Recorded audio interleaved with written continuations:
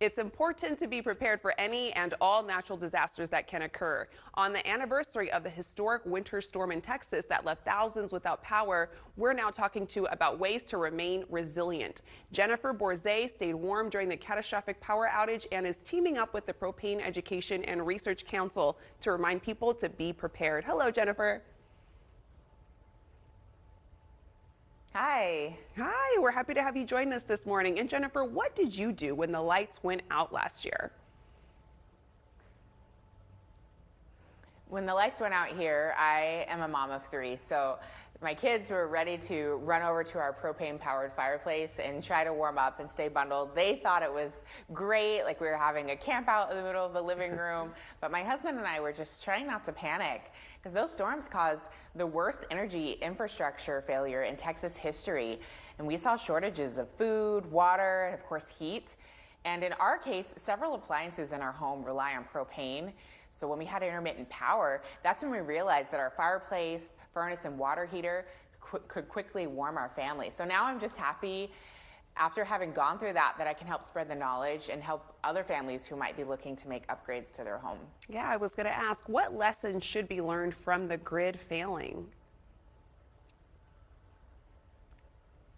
The biggest lesson for me is just to be prepared, because it's not just weather that's causing these outages now. We see utility companies around the country throttling the already fragile grids in the hot summer months. So it's important for us to consider a mix of energy sources like propane, solar, electric, natural gas, all these different options that we can look at to help keep our businesses and our homes powered and our families safe. And you may not know this, but when the power goes out, you can actually still use some of your propane appliances. That was something that my family didn't realize until we were in the middle of those Texas storms last year.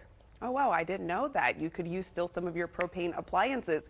And after your experience last year, are you making any changes to be better prepared? I'm one of thousands of people that doubt that our utility providers can be reliable in all different weather situations and weather events that we have. So we have propane on site at our home, ready to power all major systems regardless of the grid situations, but we are always looking at making thoughtful environmental upgrades to our home. So one of the things that my husband and I are looking at now is buying a standby generator that could power our whole entire home in case of a grid outage. And using propane, a low carbon fuel, to power that generator really just makes sense for us.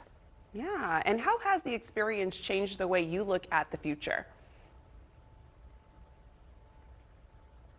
So being a Texan and having gone through that, we are never going to forget what we went through last year. And a survey found that 60% of Texans actually believe that the electrical grid in our state would not survive another big storm like that. And the study also found that Americans in general lack confidence that renewable energy is reliable and affordable. So propane is a clean, reliable, affordable, and abundant, which is really important, energy option that reduces carbon emissions. And it's available right now, and it's going to be available for generations to come.